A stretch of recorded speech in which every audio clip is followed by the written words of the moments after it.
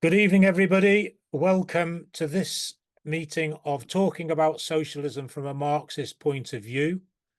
This is one of our regular fortnightly Monday night discussions where we discuss issues of the day from a Marxist perspective.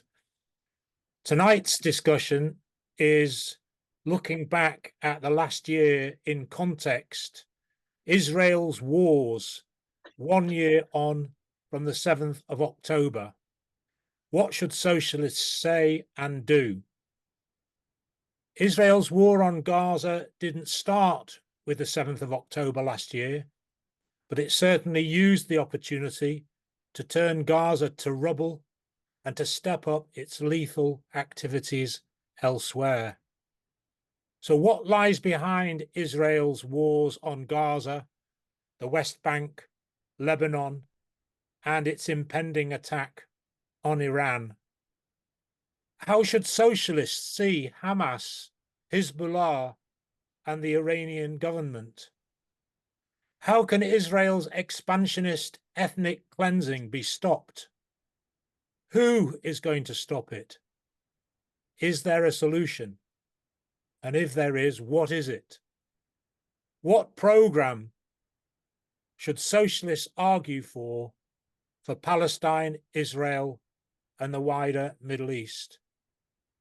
Tonight, we've got two speakers, Will McMahon and Ed Potts, who are going to do short introductions. They're both organisers of Talking About Socialism. My name is Nick Wrack. I'm going to chair this discussion and also make a few brief comments and questions to introduce the discussion. It's an opportunity for us to get to grips or begin to get to grips with what's going on, why, and most importantly, what we say and what we can do about it. So Will's going to speak for about 8 or 10 minutes. So over to you, Will. Thanks very much, Nick. The first point I want to make is that what's happening in Palestine is a kind of colonial exclusionary project that has happened across history. North America was occupied by a colonial and exclusionary white settler project over a period of 200 years. There was a belief in what was called manifest destiny, that while the white settlers were the rightful inheritors of the land, and the colonialists drove across West under the flag of Christianity, ripping up treaty after treaty they had agreed with the indigenous people as they went along. In Australasia, there was a genocide carried out against the Aboriginal and Maori populations. In South America too, the Spanish and the Portuguese reduced the indigenous population from 60 million to 6 million in about a century and a half under the flag of Christianity. So the use of religion to ideologically underpin a colonial project is not new. In the present context, the new expansionary settler state is a client state of a global superpower, the United States. Israel is a pivotal regional power for the US. Its hegemony in the Middle East would be part of a new US global order. This is pretty similar to the US project in other parts of the world. The most recent version we can see is in the Ukraine. We're in a period where the United States is in decline as a global power, and in order to maintain its position, it is more than prepared to supply the Israeli state with the arms and political support it needs, irrespective of what it does, including the ethnic cleansing of Gaza and the West Bank. For Israel to lose this war would be a strategic defeat for the United States, being no doubt about that. This is why we're being subject to this very Orwellian communication strategy by the White House, where every time the Israeli state does something terrible in Gaza, the West Bank, or Lebanon, we get a press briefing saying, we've asked our Israeli partners to be careful and targeted in what they're doing. The British media version of this is the notion that the United States are not in charge of what's going on in the war. A headline to a recent analysis by the BBC's Jeremy Bowen read, quotes, "West left powerless as Israel claims its biggest victory against Hezbollah." The idea that the United States is powerless in this situation is risible, because it is the power that underpins the Zionist project. This is not to say that every dot and comma goes through the State Department, but that the broad strategy is agreed and signed off over time. Now, there are observations from the colonial past that we need to take into account. The first one is that colonialism was an absolutely brutal and murderous project. The horrors of colonialism in China, India, Africa, and Latin America saw tens of millions killed, enslaved, with torture as a modus operandi of the process. It is hard to comprehend that it happened, but it did.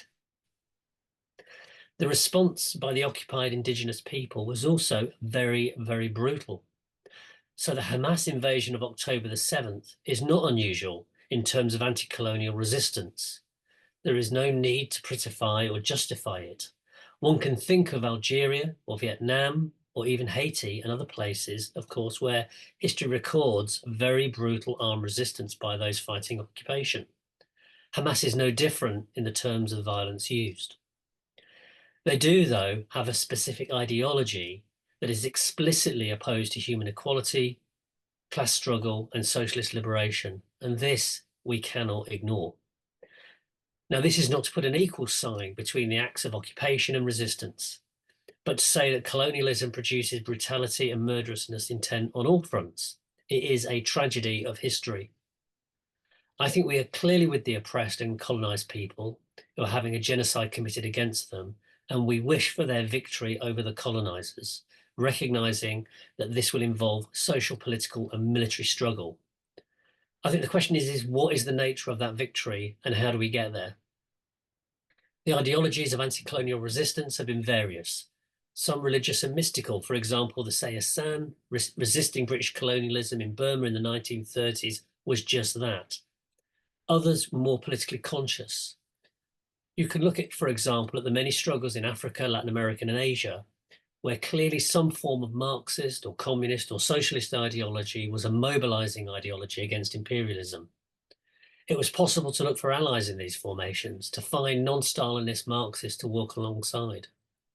If you look at the case of Nicaragua, where the US client regime was led by the murderous dictator Somoza, the successful resistance of the Sandinista Liberation Front, in there you had diverse political wings, a sort of like Maoism in the prolonged People's War tendency, a more traditional Marxist wing called the proletarian tendency, and you had a third tendency led by Ortega that was Stalinist and believed in a long transition to socialism and making alliances with the, inverted commas, patriotic bourgeoisie.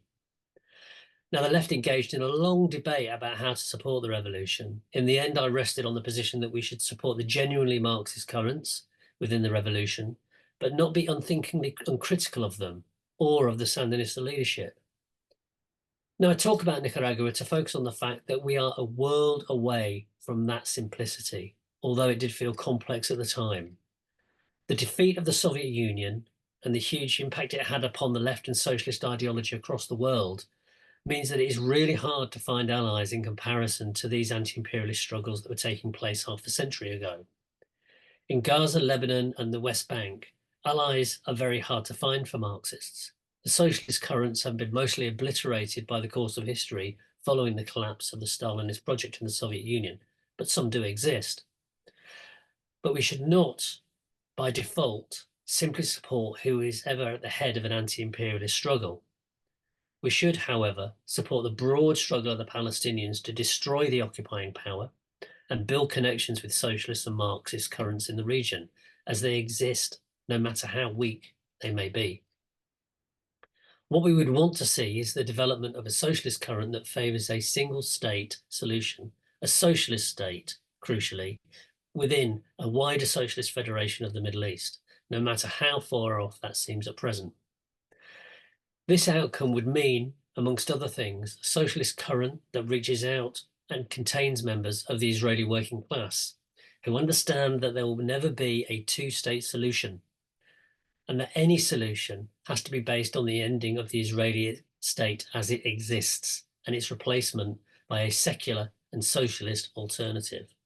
It would also mean, I should say in passing, the overthrow of the Palestinian Authority, which Rashid Khalidi, the author of the 100-Year War on Palestine, describes as a, quote, subcontractor for the occupation and, quote, a quisling authority. These are the kind of leaderships, the kinds of states that the working class don't need. There needs to be a single state socialist solution within a socialist Middle East. Thank you. Thank you very much. I'm going to now call on Ed to do his contribution. Ed. Thanks very much, Nick. Some of what I say may echo Will's contribution somewhat, but I'm going to talk in particular about what steps we might be able to take in the immediate future as communists living, well, most of us in the UK, if not all of us. So a particular focus on that. But just starting perhaps where Will left off, I think the important starting point in it, and it bears some repetition, is that if we look at the various outcomes that are put forward by the various factions of the ruling class in the region and internationally, we can see that the working class of Palestine and the working class of the entire world ultimately have no interest in any of those solutions. And I would hope it would be an uncontroversial starting point that the working class of the region have no interest ultimately in a Palestinian Bantustan, which is kept on life support alongside an overbearing Israel armed to the teeth, nor indeed in an Islamist state in Palestine or some part of it, nor in the destruction of Israel in a war with the capitalist dictatorships surrounding it, and nor even with some kind of brokered peace solution in inverted commas, propped up by perhaps UN peacekeepers or something of that kind. Communism and the communist solution to the crisis offers at least the possibility of something better than all of those. And that's what we need to be striving for. I think if our intervention is simply limited to the proposals that are put forward by any of those factions of the various ruling classes in play, then it just collapses into simple nationalism or support for reactionary fundamentalists just because they happen to be in conflict with American imperialism, or indeed into liberal interventionism.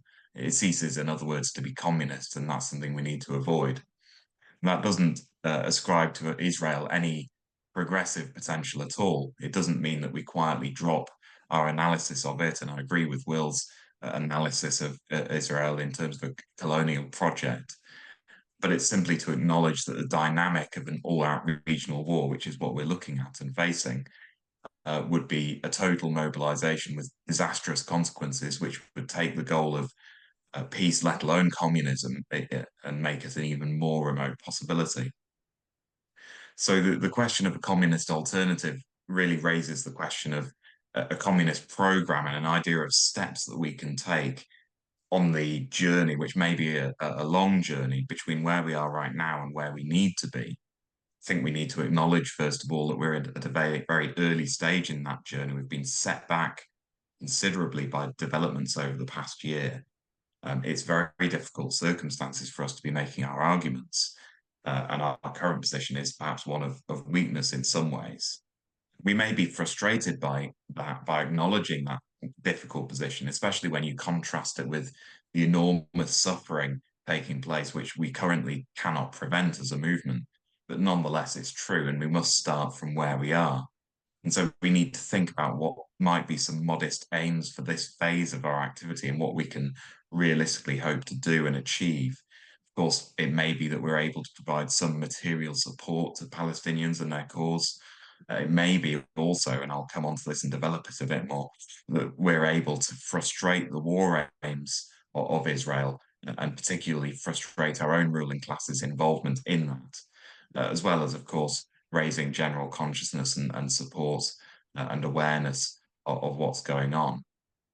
So in terms then of how we might contribute to the struggle against what's taking place and contribute in our own small way where we are geographically and in terms of the period that we're in, I think one tactic that it potentially is a tactic whose time has really come in this conflict, in this war, is that of arms embargoes. There's a long history in the workers' movement of workers, especially workers with a high degree of organization and consciousness, refusing to produce or handle or transport weapons to countries where they're going to be deployed against workers or deployed against a revolutionary struggle. One famous example from history was in 1920 when dock workers in London found that they were handling weapons on a ship which were bound for Poland, which was then in a war with the very early Soviet Union. And they essentially organized themselves and refused to load the ship and refused to coal the ship as well, and sent a deputation to Ernest Bevin, who was, of course, later on a very staunchly anti-communist right-wing Labour leader. And he agreed that they would have the support of the union. I think that's an instructive example because, of course, we're a long way from that sort of level of organisation and consciousness within the workers' movement, within the trade unions at present, which are themselves a shadow of their former selves. But it shows the sort of thing that can be achieved on behalf and by and on behalf of the working class movement as a whole in situations like this. Other famous examples, the famous film recently, Ne Passeran, dealt with the example of workers in Scotland at Rolls-Royce who essentially kidnapped fighter jet engines which were destined for Pinochet's Chile. Now, of course, in both those cases, they demonstrate what can be done, and they're, of course, very honourable and symbolic actions. They're ultimately also quite isolated. They didn't, in themselves, prevent the ruling class from achieving its aims by other means. They're obviously only examples of the working class movement trying to frustrate the ruling class's policy rather than implement its own policy. Refusing to load arms for the enemies of the revolution is one thing, but seizing control of the armaments and actively supplying a revolutionary struggle would have been another thing entirely. But it points the way to where we could be heading with this. In terms of what else we may be doing otherwise, of course, there's been a significant development in terms of a mass protest movement. Thanks, Nick. On the streets of this country as on the streets of the UK. And now more than ever, it's really crucial that communists should be at the forefront of fights for democratic freedoms and against police interference. We need to reject the criminalisation of speech, and we should be in favour of free expression and the right to assembly. We should undertake practical solidarity with those who are currently in prison or under prosecution for having exercised those rights. We should also, though, and I'm going to take 1 minute more, if I may, Nick, just to round off the point. We should also, though, be prepared to intervene and discuss critically in the movements that we're supporting, because we also need to strengthen the ideas of those movements, and that's also true of the pro-Palestine movement. Just to take one example and deal with it briefly, and perhaps we'll come back to it in the discussion. There's been a lot of controversy, which I'm sure many people have seen discussed in the media recently, over the use of the slogan, "From the river to the sea, Palestine will be free." And it's increasingly common to hear it suggested that this slogan is in some way anti-Semitic because it implies, so people say, that there will be no Jewish state between the river and the sea, and therefore the implication goes also no Jewish people. I reject that analysis, and I say the key word in the slogan is free. And it's very telling, in fact, that supporters of Israel regard that word as somehow the antithesis of the state that they are supporting. But nonetheless, it's really important for us not to simply dismiss those concerns out of hand. We need to be able to defend our ideas and convince others and approach things in a convincing way. All the more so in circumstances where we don't have access to the mass media ourselves and certainly don't run our own media. It becomes even more important when other variants on the slogan and other ideas, which are not ideas that we would support, come to the fore. And just as a brief example, in Manchester recently, there was a demonstration where the demo was led in chants in Arabic of "Palestine is Arab." Now, if we don't put forward at least the outline of a plan which is different to that, and a plan which involves safety, democratic rights and freedom and cultural protections of all the various communities currently living in the lands between the river and the sea, then we can hardly be surprised if casual onlookers don't know that that's our program. And moreover, we can hardly be surprised if someone manages to convince them that those slogans somehow mean, for example, a reactionary program like the expulsion of all non-Arabic people. And so we need to intervene. We need to strengthen the movements that we're supporting, not by merely turning up and supporting and bulking out the numbers, holding placards, but also by contributing ideas, helping to sharpen the program of the movement, and if necessary, criticizing when the ideas being put forward aren't sufficiently clear, fit for purpose. So thanks for letting me go over time, Nick. I'll finish it there. No problem, Ed. Thank you very much for that. Both introductions extremely thoughtful and raise a lot of issues for consideration. And if I can just throw out some questions, because it's important that we confront and discuss some of the thorny questions that arise from what's been going on and what is going on in the Middle East. And it's not necessarily easy. And sometimes, certainly in my opinion, in terms of the discussion, a lot is left unsaid. What do people who support the Palestinian cause say should happen with Israel, for example? What do people in this meeting think should happen with the state of Israel? Obviously, I agree with what Will and Ed have said, that Israel is a Zionist project, that it's an undemocratic project. It's one that is based on Jewish exclusivity. The Arab population within the state of Israel are second-class citizens. And what we're seeing is clearly an expansionist policy by Zionism based on the ethnic cleansing of the Palestinians, first of all from Gaza, now the West Bank, possibly from southern Lebanon, and so on.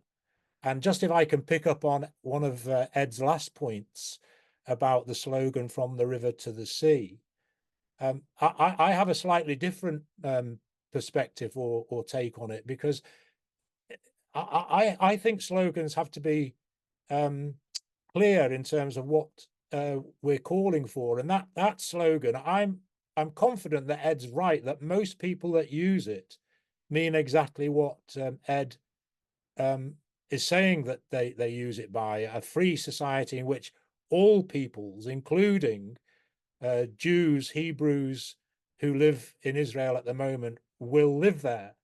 But that's not necessarily how some people use it. And it takes us back to the question of Hamas. And I want to raise this for discussion. October the 7th, what do people think about that? What do people, how do people say that we should interpret it, react to it? For my own part, I did not support it. I could not defend it. I would not advocate it.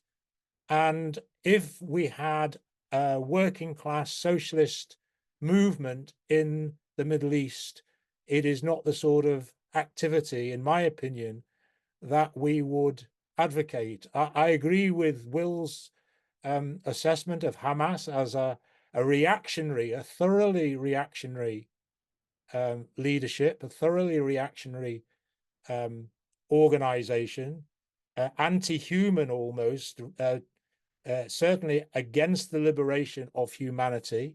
It's anti-working class, anti-trade union, anti-women, clamps down on free speech and organization. And the actions on October the 7th, in my opinion, were the antithesis of what working class activity would amount to.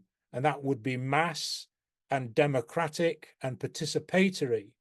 Whereas what we saw in the events on October the 7th, in my opinion, was actions that had been organized by Hamas above and behind the backs of the people of Gaza, didn't involve the majority of the people of Gaza.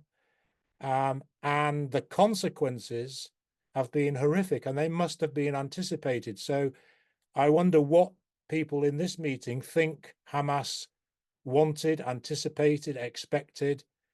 And could they not have anticipated that what has happened was inevitable? As Will said and Ed said, that's not to put an equal sign over the Israeli regime and the Palestinian people, or particularly of Hamas. I blame Israel completely for the situation in the Middle East. Hamas, however, is a product of the failure of previous movements, the PLO and Fatah, communist parties in the region, Arab nationalism, they've all failed. And into that vacuum has stepped Islamic fundamentalism, raging from the Iranian Revolutionary Guard through to Hamas, Hizbollah, the Muslim Brotherhood in Egypt. I'm not equating them all exactly the same. But it does surprise me how some socialists in Britain and elsewhere are uncritical in their unconditional support for Hamas. I don't give Hamas any support, I have to say. People in this meeting might disagree with me on that. It seems to me that if we hand over the leadership or accept the leadership of a movement like Hamas in trying to settle or solve the Palestinian question, we are abandoning the idea that the solution is socialism. From my point of view, and this is going to be my last point for the time being, the national question in the Middle East can only be resolved through the socialist transformation of the region. And that means a mass democratic socialist movement of the working class, which is predominantly Arab and of course Persian in Iran, but also includes a working class in Israel, which is at the moment largely under the sway of Zionism and has to be broken from it. So I'd like to hear what you think about the possibility of breaking the Israeli working class from the Zionist project and winning it to a socialist cause, because for me, only on the basis of workers' unity, and that includes Arab and Israeli workers' unity, can the situation in the Middle East be resolved. So I'm going to open it up. Hopefully there's a lot of questions, a lot of meat for you to get involved in. So with that, can I see who wants to come in first of all? Thank you. Matthew. Okay, thanks, comrades. I don't agree with most of what you've just said, Nick. Oh, good. The point here is obviously, the classic issue, of unconditional but critical. I mean, obviously we have our own political positions, but people have the right to resist. I mean, the thing is, you have to look at Gaza. There's two things. Gaza is a concentration camp. It's actually, it's the world's largest and longest lasting concentration camp. And you, even under bourgeois international law, you have the right to break out of a concentration camp. And of course, people did that, and they're quite right. How could you not? Why wouldn't you? The other thing, of course, is that this treatment of Palestinians as being sort of a political desert. There's actually, if you look at it, there's actually 16 different factions fighting in Gaza against the IDF. Hamas and the Al Qassam brigades are the largest, but there are numerous others. Some of them, PFLP, so on and so forth, DFLP, are on the left, or call themselves on the left. I mean, Palestinians are a deeply political bunch, as you might expect. They have all kinds of different factions and political discussion and all the rest of it. And it's a question then of actually trying to get involved in that, rather than rather than just imposing some kind of formula or whatever else. In these terms, I mean, what's happening is you have to compare. I mean, this is a genocide. you can compare it to the Nazis, actually. I mean, this is in Israel, you can compare it to the Nazis. Obviously, it happens all the time. In Western media, of course, it's completely verboten. But actually, if you compare the actions of the IDF in the last years, the actions of the Wehrmacht and the SS, the IDF is much worse in those terms, in terms of its conduct. In much of the Second World War. The rate of death, the rate of killing of children, etc., etc. It's actually, it's monstrous. And the other thing, now we're seeing this extended to Lebanon, obviously, in terms of attack on Lebanon. And again, I mean, the Lebanese people have the right to resist, and if that instrument of resistance is Hezbollah, which it is, then we support Hezbollah against the imperialists. We may be critical of Hezbollah, we may be critical of their politics, but we support their right to fight in their own bloody country against being invaded by the IDF. Simple as that. And the same in terms of Iran. I mean, clearly, obviously, we have criticisms of Iran, and we go through and we support people's revolts against this theocracy in Iran. But when it confronts imperialism, we support it against imperialism. It's the right of the Iranian people and the Lebanese people to decide their own destiny, not the bloody imperialists or the Zionists. Obviously, we can go. You're saying I have to, I'll come back and say a few other things as well. Okay, thanks very much, Matthew. Okay, I've got Soraya. Thanks. Matthew, you just said Palestinians are a political bunch. I don't think that that's a very political, well, Marxist, communist, socialist approach, is it? Because people who are a people are divided into classes. So it's really the working class that I'm interested in. And acts of individual terrorism, for me, seek a shortcut to, sometimes it's, well, often it's out of frustration.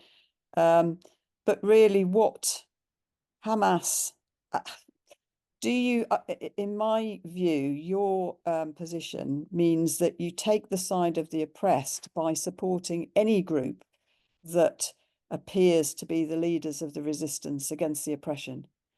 And I think that is too binary, and it leads you into a position where you, I know you're saying you can be critical at the same time as supporting them. I do not support Hamas, full stop, for all the reasons that other comrades have set out. Of course, I'm against the oppression.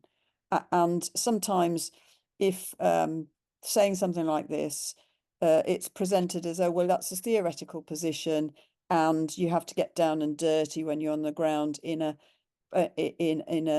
particular situation. Well, that's true, but it doesn't mean you abandon the class politics and your perspectives. And I don't think that the terrorist acts of Hamas have in any way, or indeed will in any way, achieve the liberation of the Palestinian working class. It's rained hell and damnation and utter genocide, as you said, onto the people of Gaza.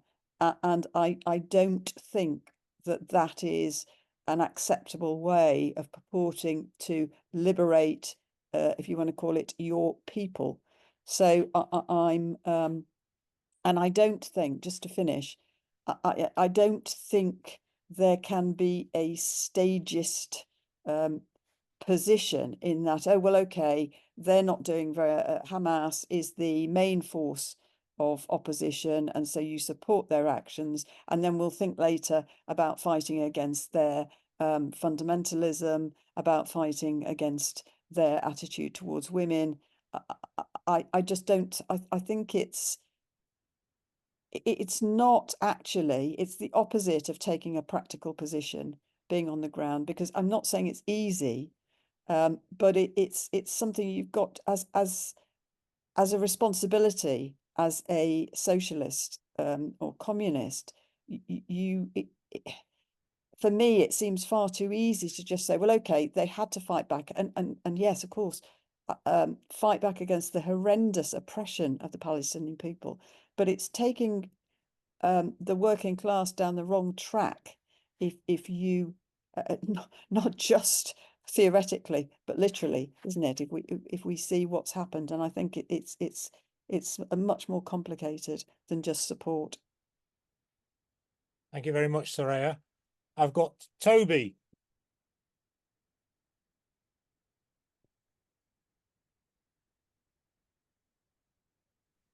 Right, you can talk now.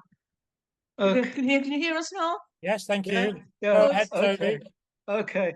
I want to agree with what Soraya has just said and what you were saying as well. And what I think to some extent, I don't know totally, Ed seemed to be saying in relation to Hamas. We cannot support them. What they did has made things worse for the Palestinian masses in Gaza. I mean, the Israelis were confining Gaza.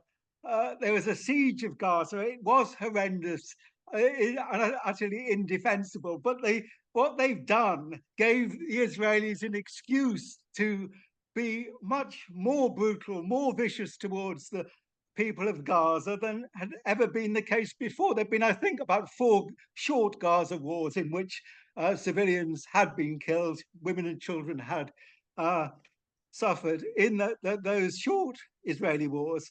So I'm not denying the importance of the siege of Gaza, but I mean, breaking out, I can sort of see some logic, but break out that involved primarily, deliberately attacking military and police targets would have been fair enough, even if a few civilians had been killed in the course of it. But it wasn't that. 2/3 of the people that they killed in their breakout were civilians, including children, including very elderly kibbutzniks and so forth.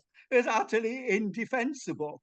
And moreover, in terms of program, Hamas's program is absolutely awful. I mean, it is religious fundamentalism. They would, if they could, have a Palestine from the river to the sea, without any Jews, without any Christians, without any Shia, without any Druze, without any Sunni Muslims who disagreed with their particular pedantic interpretations of the Quran. So, I mean, and this is quite apart from their misogyny, all right? I mean, I'm saying this because certain groups on the left, like anti-capitalist resistance, act as cheerleaders for Hamas now, in the same way as the cheerleaders, you know, earlier on, about 10 years ago in the Syrian conflict, the kind of jihadi groups in Idlib were people they supported because they were against Assad, and they were trying to claim that they were something other than they were. I don't think they actually try and claim Hamas. I mean, they're idealizing Hamas as the resistance, and so you've got the right to resistance, you've got to support the resistance. But the point is, we would want a single state in Palestine, yes, but we don't want the sort of pre-October the 7th apartheid type of state, or the totally Palestinian free state of the state without Palestinians that is now being put by the Israeli leadership. But on the other hand, we don't want a state without Jews, or we want a state where all the ethnicities, all the religions, and people of no religion have the right to live with the same rights. Thanks, Toby. You may have time to come back if you want later on, depending on other people's contributions. Oh, you better switch me off. If you mute yourself now. I saw a hand come up from Virginia. Did you want to speak, Virginia? No, I didn't raise my hand. Oh, right. Okay. Sorry. Who's next then? Obviously, there's quite a bit of controversy, which is good because it may help to clarify things. Minnie.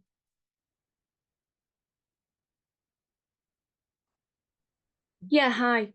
Yeah, I appreciate all the comrades' contributions and the talks. of course, it's not as simple as that. You know, Hamas raided and caused all these deaths, etc., because they didn't know that there was going to be a Nova festival. Apparently, the Israeli security met because they had warnings that this attack was going to happen, and they did not stop that Nova festival. It was an impromptu thing. I think it was only known about a couple of days before. So Hamas didn't know that was on. Once the fence and things had been broken down, all sorts of people came through from Gaza, as we saw, you know, on bikes, etc. So they weren't all Hamas who came through. I'm not saying I'm supporting Hamas here. I'm just saying it's not as simple as people seem to say. Also, the Israelis killed a lot of their own at the Nova Festival, at the, you know, they and at the kibbutz, those houses were burned, obviously by tank fire, etc. So it's not as simple as Hamas did have instructions not to hurt civilians. That's my understanding, anyway. War it's messy. It's absolutely messy. So, you know, they were targeting the military. They did target the military, but it was so messy. Things happened. I'm not condoning it, obviously, but it's a massive breakout from a huge prison. And it's also my understanding that the Christian community, another community in Gaza, has been, you know, well served and looked after by Hamas, etc. So it's not like, oh, Hamas would want everyone to go and they couldn't live with other people. I don't think that's the case. You know, but we are in a really dangerous situation, really dangerous. I know that the British Foreign Secretary David Lammy is putting sanctions on Iran, but they're not doing anything to Israel. We know which side they're on. It is shocking. I'll leave it at that for now. Thanks. Thank you very much, Minnie. I know Matthew's got his hand up again, and I'm going to call him back in. But is there anybody else who's not spoken who wants to come in and say anything, even if it's just a short sentence or two?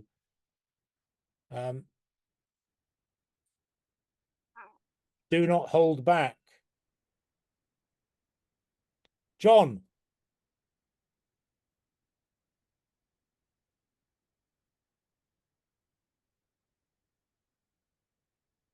John, you need to unmute yourself.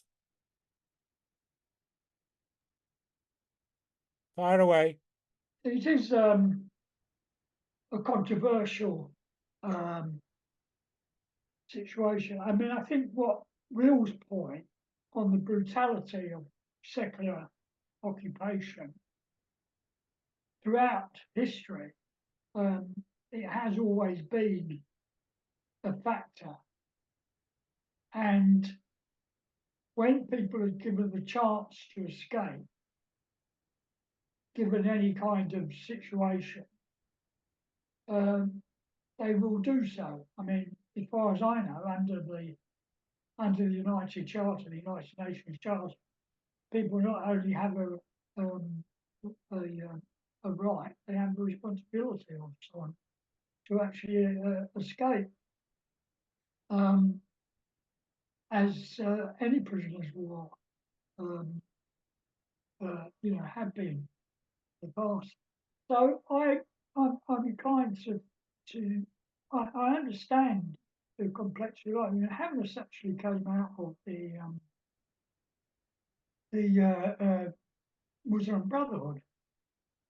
They're a branch of the Muslim Brotherhood, and Hamas itself and Hezbollah, these organisations are not literally proxies of Iran.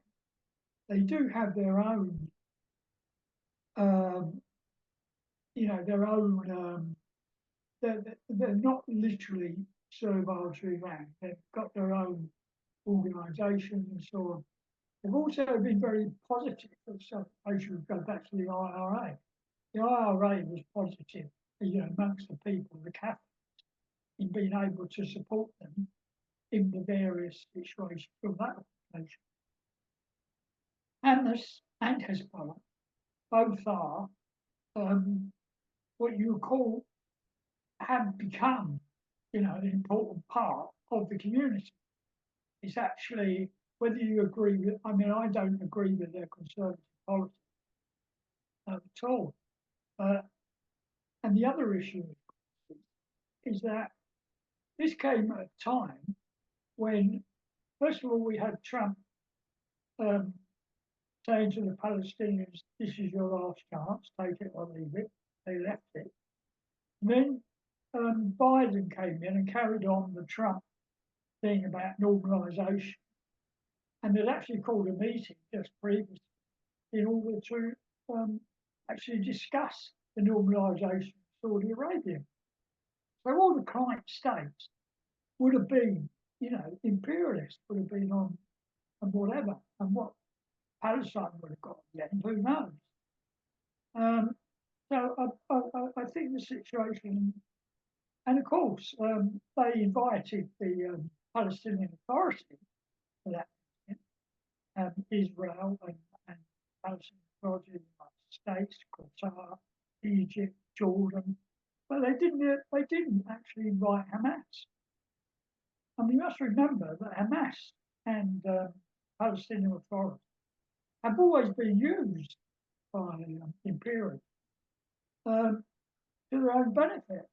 They want to split them. There are socialist movements in small as they are, in Palestine.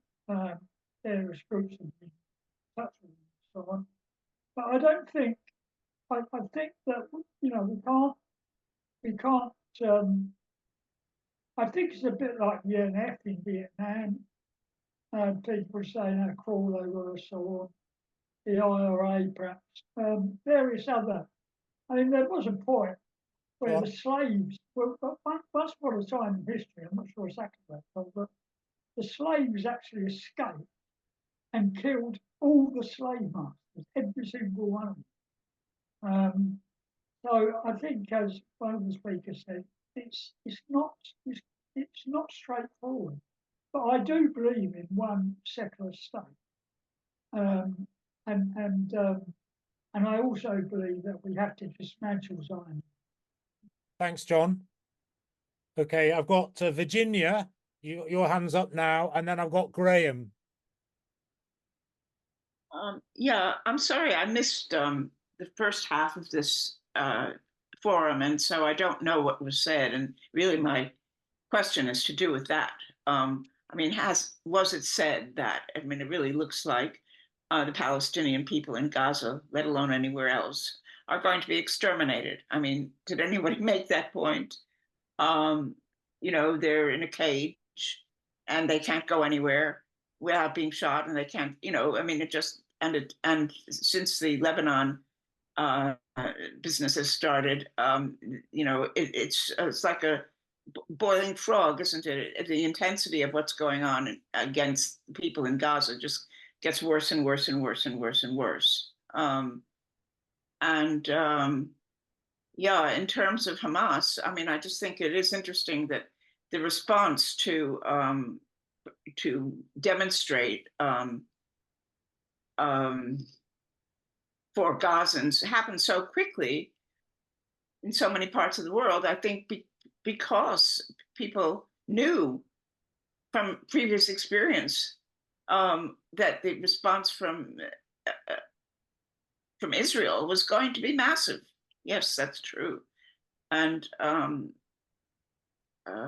forget her name now. There's a woman journalist who writes for Haaretz who's very good. I think she lived in, or still does, in Ramallah. Her immediate reaction to this was that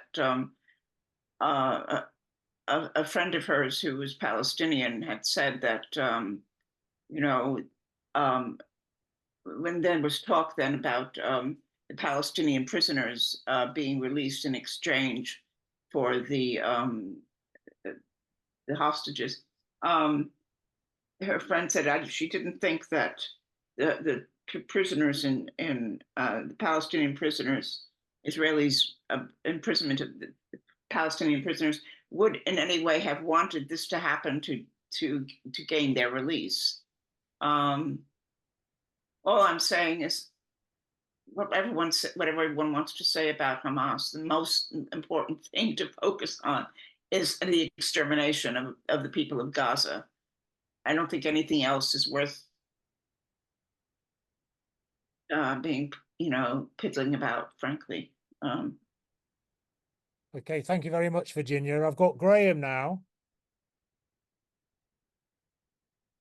Okay, take it. Okay, I'm unmuted. Yeah, you're muted.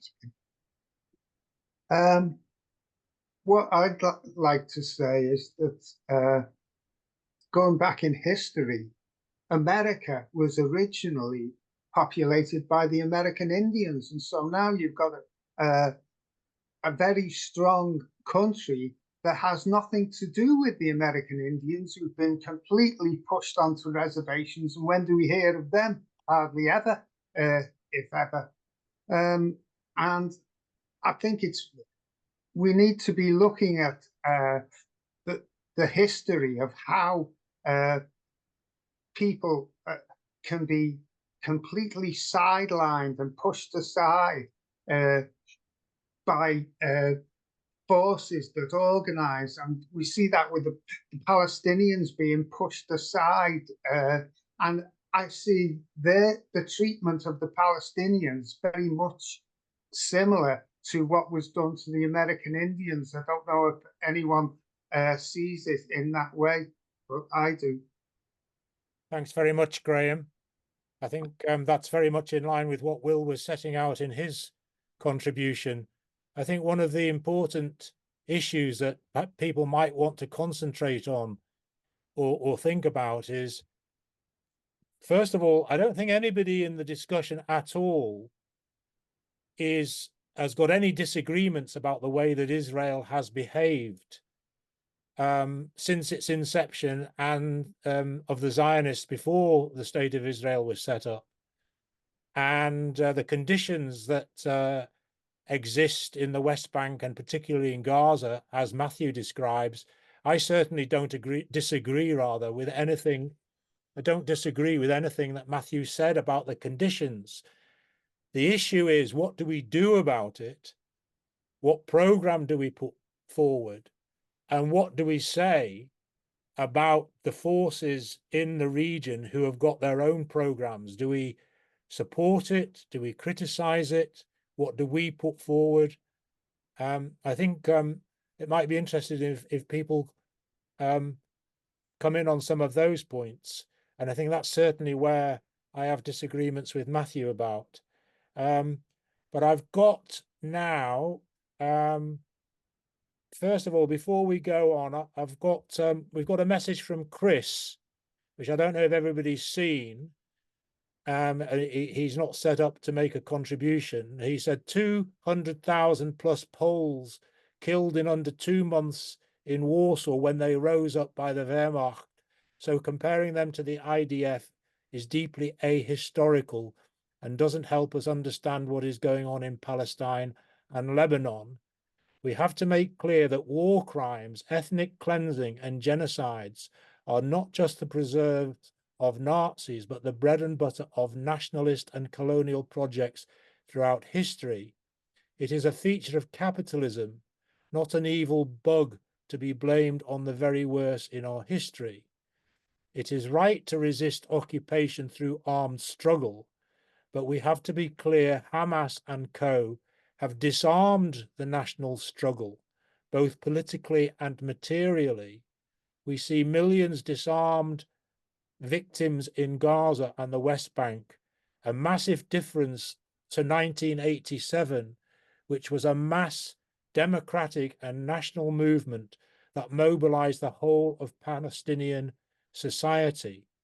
Cheering on Hamas without considering their politics or role in undermining the national movement in Palestine is total brain rot, and that must be combated. I think Minnie has come in and said, I don't think anyone is cheering on Hamas. And then Matthew makes the point, Matthew, I'll call you back in. It's something that I referred to when I spoke. The Lancet estimated that 186,000 people have or will die by IDF action. I think it's that they already have. That was by the end of June this year. And the rate is running at 23,000 per month minimum. Nobody, I think, in this discussion is disputing where the blame lies, who's responsible for the horror faced by the Palestinian people. The issue is, what program do we have to confront it? What program do we have, if any, for the situation of Israel? And a point that I meant to mention, but I lost it when I was answering or trying to deal with Ed's point about what can be inferred from the river to the sea. In the weeks following October the 7th, a Hamas official, Ghazi Hamad, was in a radio interview, and he said that these attacks would continue until the total annihilation of Israel. Now, that's perhaps open to interpretation, but to me, it's very clear what he meant. And I think that he was speaking for Hamas in that. So I'm going to now come back to Matthew, who no doubt wants to come back on some of the points. Matthew. Yeah, I think the main issue we have here really is, do you support the right of people to resist their oppression or not? I mean, there are other questions in terms of imperialism and the operation of imperialism, and of course the role of our own dear government, which is up to its neck in what happens in Gaza and Lebanon. And as Keir Starmer has said himself, he is a Zionist without condition. He supports anything that Israel does, in those terms. That people talk about the October the 7th. Now, October the 7th, as I say, people have a right to break out of a concentration camp or a prison. And actually, if you go back in history, you'll find that Marx supported slave revolts, which were a great deal more violent and vicious in terms of their response to the oppressor, i.e., they killed everybody they could reach, which Hamas did not. The thing is that Hamas's principal target, or the target of those breaking out, and as I say, the point here is that Hamas itself is not the sole movement. I mean, as I say, you've got 16 different armed factions in Gaza. There's not hegemony of Hamas at all. And there's not a question of Hamas saying, we run everything and all this sort of stuff. And it's not, as people have pointed out, there is also, of course, the Palestinian Christian community and so on and so forth. There's no issue in terms of suppression in these terms. I mean, as I say, you have to be critical of Hamas. You can, and you should be critical of Hamas, and its politics are inadequate, quite clearly. But the point is, you have to also understand what it is and what it's done.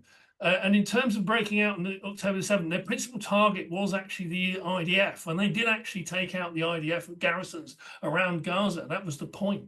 They broke out. The Israelis, as many has said, actually have this thing called the Hannibal Directive, whereby they kill their own people. They use the IDF to kill their own people instead of having them taken captive. And actually, what happened at Nova and elsewhere, and if you look at actually all the pictures, what you see is things like incinerated vehicles and destroyed buildings and so on and so forth, because the IDF used tanks in order to kill their own people. They used helicopter gunships to the point where the helicopter gunships they used, they ran out of ammunition. They actually went back and rearmed and came back and released another lot. So in terms of who killed who, it's unclear as to actually how many people were killed on October the 7th by Hamas and how many were killed by the IDF. and you tend to think that very large numbers of the actual, what you would call civilians, were killed by the IDF, because that is the nature of the beast. In terms of looking at, as I say, the imperialists, I mean, the other major thing, of course, is that, you know, clearly this is Israel is the linchpin of imperialist control of the Middle East, which is why Joe Biden supports it to the nth of his ability, why he's supplied it with virtually every bomb that's been dropped on Gaza and shell that's been fired at Gaza has been supplied by the US. And those that haven't been supplied by the US have been supplied by the Germans, and so on and so forth.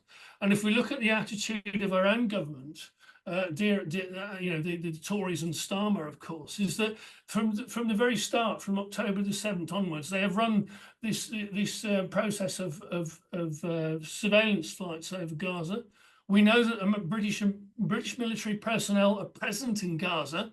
They've actually said as much by issuing a D notice saying that none of the press can say anything about the fact. We know that there is cooperation, military cooperation with the Israelis. We know that the infamous Akrotiri air base is used as a principal means of the airlift from the US to Israel. We know also that until a certain period, that Israeli F-35s were themselves actually using Akrotiri. The British government is up to its neck in this genocide. It is, you know, if anybody's going to get charged with it, then they should be, for a start. Thanks very much. Thanks very much, Matthew. Again, I don't think anybody's going to take any issue with what you've said about the role of British and American imperialism. Soraya.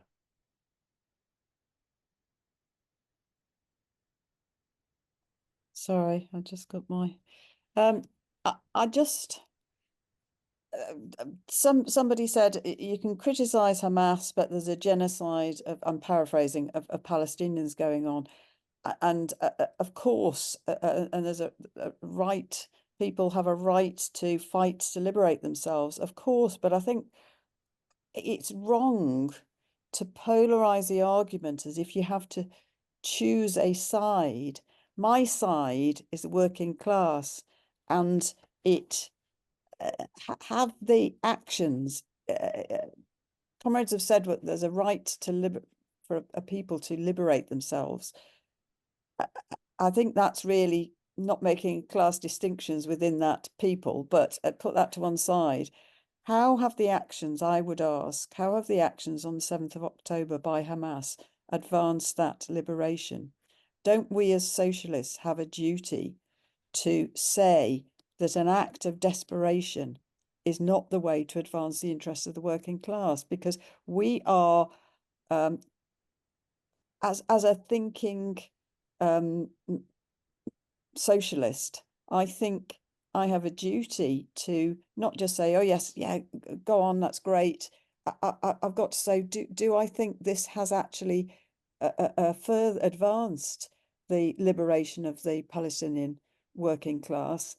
And I don't think it has. But stepping back from that, has it advanced the liberation of the Palestinians who are in the prison, the concentration camp, as comrades rightly say, that is Gaza? I don't think it's done that either. And in fact, it's a very complicated, difficult situation. But how do you approach the Israeli working class? Because there is an Israeli working class, and you can't lump the Israelis all together without making that distinction. This action has actually given Netanyahu, who was on the rocks, a completely new lease of life. This man, who is an absolute maniac, extreme, I think he is a fascist in the real sense of the word. You know, it's given him. So how has it? I just ask this genuinely. How has it advanced the struggle? It doesn't seem to me that it has. Thank you, Soraya. That's exactly 3 minutes. Thanks. Jeff Barr. Right. A few odd points. I'm no expert on the Middle East. October the 7th, the Israelis must have known about it. We've seen subsequently their massive capacity to spy on their enemies. It's inconceivable that they didn't know about it. And I think that matters. I was interested in the people kidnapped. Not all of them were Israelis. And what Israel's doing is removing the Arab population from its capacity to work.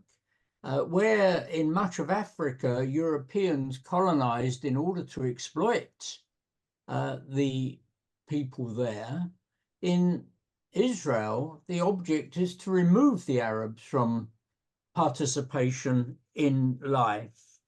And I think that matters.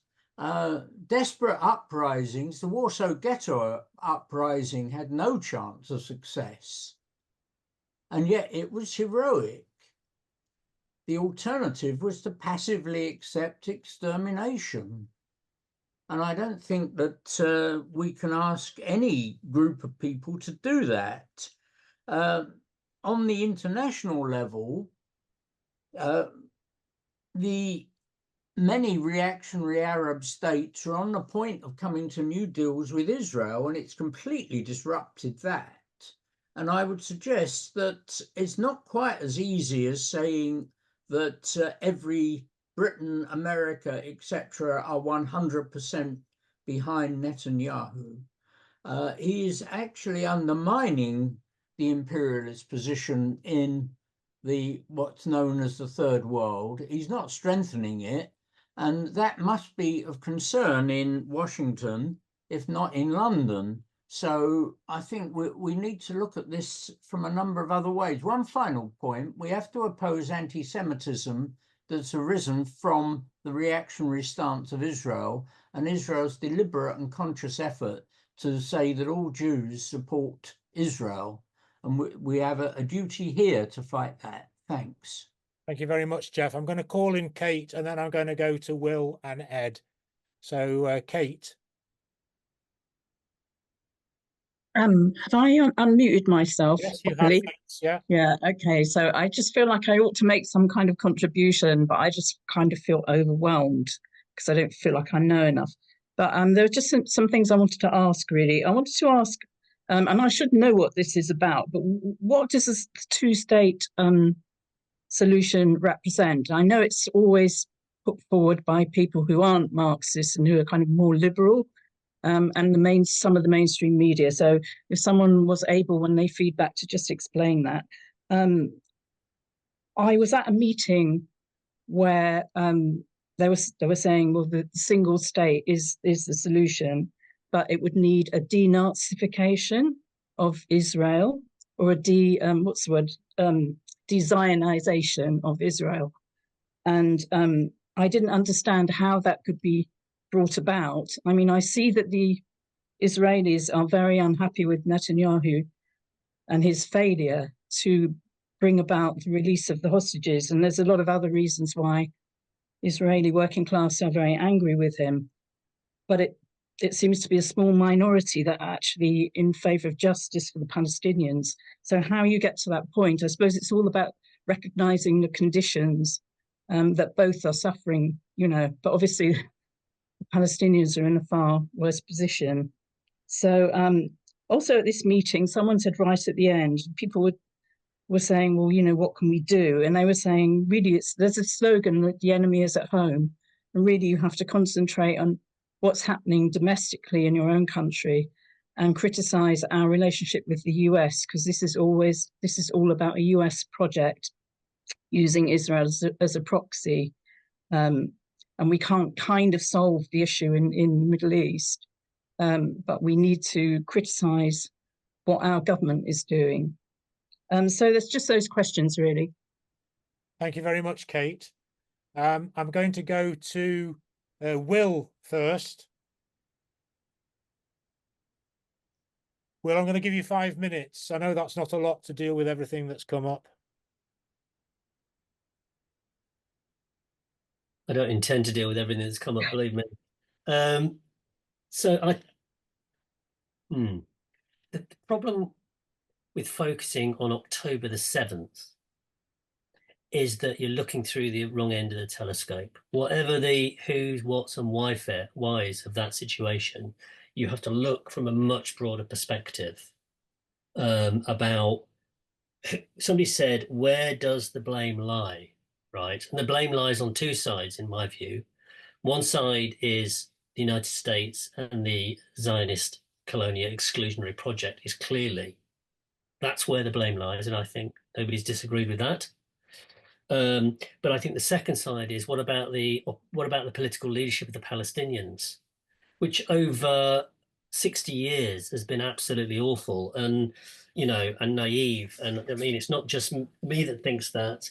The guy that wrote Rashid Khalidi, who wrote 100 Years, he says that. He says it makes him bitter to say it, but he says the Palestinians have had a very poor leadership. And I think Hamas is a continuation of that absolutely dreadful leadership. And the truth about Hamas was that, there hasn't been elections in Gaza since 2006, as I remember it. But that as time passed, Hamas was becoming less and less popular, and there were other political groupings that were gaining traction inside Gaza. So I don't think we should dismiss the point that Matthew was making about that there are radicals and revolutionaries inside Gaza who might not have a common program with, but we need to find and build links with socialists and Marxists in Gaza and in the West Bank and in Lebanon who we can find, and we should be doing that. So that should be part of practical solidarity. I don't agree that the sole vector of understanding the problem is class. And the reason I don't believe this is because I think anti-imperialist struggles are often made up of cross-class formations. They just are. Now, what does that mean you do? That doesn't mean that you say, whoever happens to be the leadership of the anti-imperialist struggle, we support them because it's an anti-imperialist struggle. You want to fight for working class leadership of the anti-imperialist struggle. Absolutely you do. But that doesn't mean that if it hasn't got a perfect leadership and doesn't have an ideology you would share all the time, that you kind of distance yourself from it. You have to engage, I think. And I think that's really important to say that. I always get really uncomfortable with comparisons between Palestine and Germany and the Nazi regime. I don't think they're necessary. I think Chris made a good point, right? Capitalism is a murderous system. Colonialism is a murderous system. And really that kind of numbers game, I don't really think helps. I mean, if you want to look at the source of the IDF tactics and the source of the military strategy, right, you can look to Orde Wingate, who was the British military advisor in Palestine in the 1930s, and he was described by Churchill as a nutter. But he was very clever. He organized all the tactics of torture and spying and all the, the really terrible stuff that happened in the 1930s. And he was the person that trained the people that came out and carried out the Nakba and then formed the leadership of the Israeli state. So the source of this is British colonialism's training from the off. So I don't think comparisons with Nazi Germany are relevant or necessary. One thing I would say is about getting too close to people who you really fundamentally disagree with. Now, there was a guy called Malcolm Caldwell who was a Southeast Asian scholar. And there was a big debate in the mid-70s about the nature of the Khmer Rouge, and a big argument took place in an academic journal called the Journal of Concerned Asian Scholars. Now, Malcolm Caldwell was so convinced of the rightness of the Khmer Rouge and that it was being misreported and was a democratic regime that he went to Cambodia to prove his point. And within 2 days of meeting Pol Pot, he was dead. Now, the reason I raise that is because revolutionaries who would be acting in a Hamas-led state wouldn't last very long. We'd be dead, or imprisoned. So we have to be realistic about, the Islamic fundamentalist problem with Hamas. It's anti-Semitism and it's hatred of kind of class politics, and it's hatred of human liberation. We need to be, we don't need to kind of be in any under doubts about that, really. But that doesn't mean you don't support the broad struggle, right? Israel has invaded Lebanon. Do we think that Hezbollah should fight back? I do. I think it should fight back. My final point is that I agree with the point about the enemy being at home, and that we have to build solidarity and we have to build action against what's happening in the war. And arms embargoes and targeting the arms companies is a very good idea. But we also have to, as internationalists, find Marxists and socialists in the Middle East, in Gaza, in the West Bank, who we can talk to and build political alliances with. You have to do both those things. Thanks very much, Will. Ed. Thanks, Nick. I'll be brief. Really just 2 points. I think the prospect of a regional war, as disastrous as it is, should point us towards the question of a regional solution, as opposed to a narrow solution based on this or that configuration of the lands which are currently within Israel and Palestine. I think the reason it's important is that to the extent that communists call for a resolution to the so-called national question, it is or should be, in my view, a response to the situation where nations or particular nations are denied rights on the basis of their nationhood, and where their inability to constitute themselves as a nation and express that it is essentially the same thing as them being denied democratic rights by whichever power is constraining them. Communists, in my view, are not in the business of supporting ethno-states, whether that be a Jewish state or indeed an Arab Muslim state. These shouldn't be seen as progressive solutions, not least because if you think about the kind of society that we want to create in general, any society of freedom under working class control would have so much movement and intermingling of communities and people within communities that the idea of a state or states with borders which are drawn along ethnic or religious lines would rapidly just become absurd. And so a solution to the national question involving guaranteeing people's democratic rights and their cultural protections and the right to speak their own language and all of the things that are so important, which are genuinely important, doesn't need to mean carving out states for each particular national or ethnic group living on each particular parcel of land. It can be resolved on a regional basis, and that's the scale on which we need to look. And then finally, just one point in relation to the terrain on which we're advancing our arguments. YouGov does opinion polling. I did have it in front of me, but I've lost it now. But YouGov does opinion polling periodically on the British public and just in general whether the person being surveyed, their sympathies are generally more with Israelis or more with Palestinians. So obviously a really blunt survey.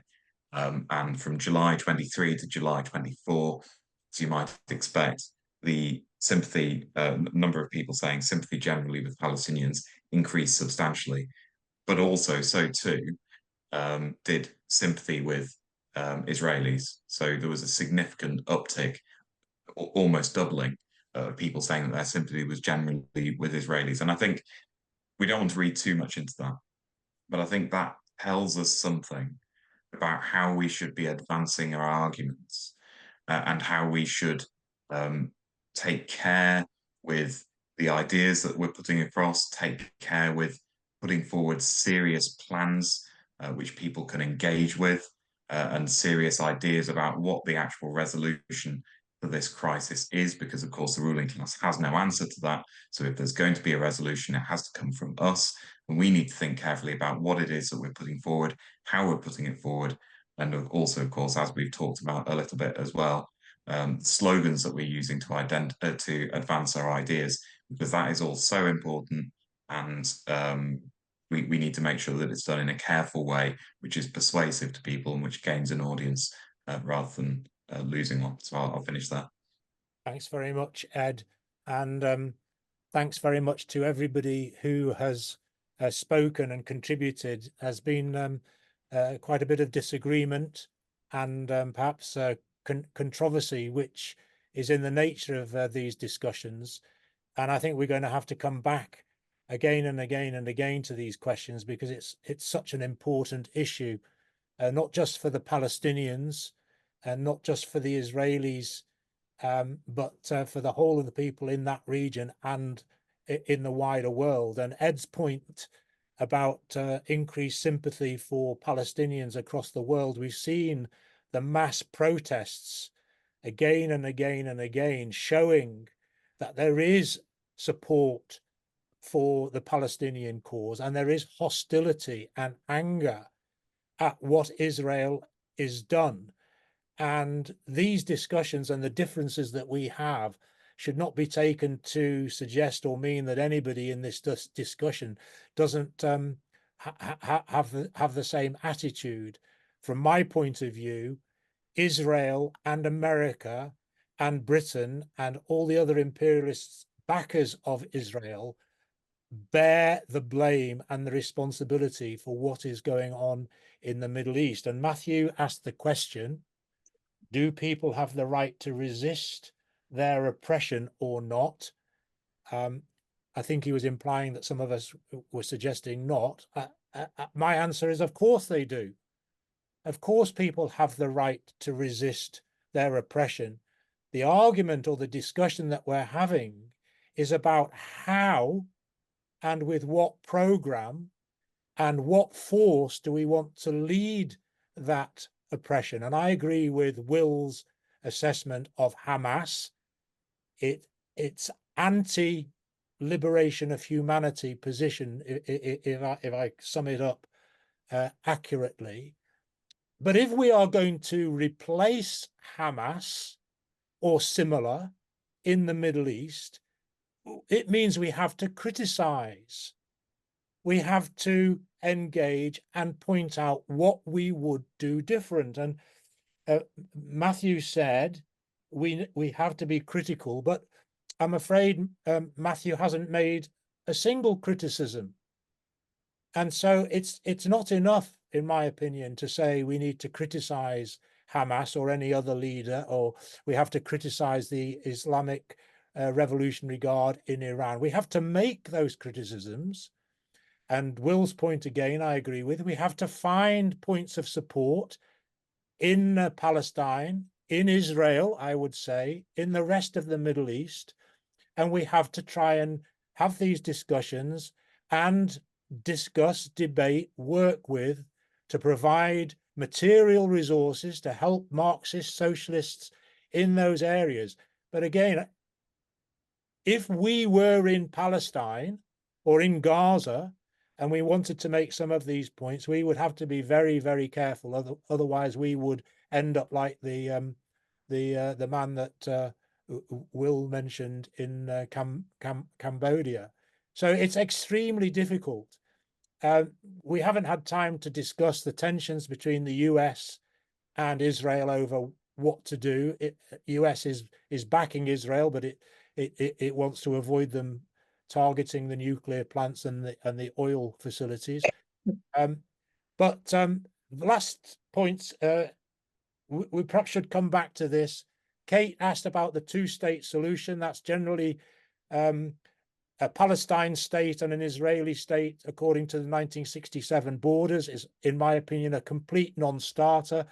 For the last 40-odd years, 50-odd years, it's proved to be an impossibility. In my opinion, there's no basis for it coming about. I also don't agree with, for example, the SWP slogan for a singular democratic secular state. It has no class denominator over that. The idea that you could have a capitalist single state is another non-starter, in my opinion. There's a slight disagreement perhaps between Will and me. Will said a single socialist state. I think I'd put forward the program of a socialist federation in the Middle East, but perhaps that's a sort of small disagreement in the scheme of things in this discussion. Let's come back to this debate and thrash out some of these points in more detail, perhaps taking more specific focus on some of the issues. With that, I'm going to thank everybody. I don't have time to read out the program that we've got coming up, but you've got the bulletin. Please have a look at the bulletin. Please share it. Will, you're I expressing think the only one you should share is on 25th November, Moshe Makover. What next for the Palestinians in the Middle East?